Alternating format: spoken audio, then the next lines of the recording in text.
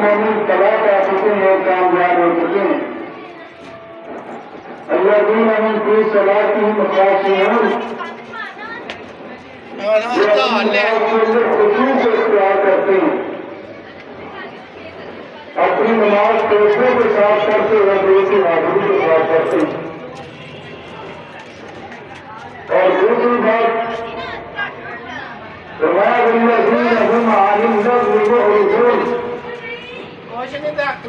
वो मोमिन भी कामयाब हो चुके हैं जो जरूरियात से, फजूलियात से, नगर बातों से अपने आप को बचा के रखें।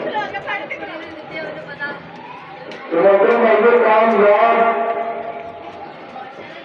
लोगों की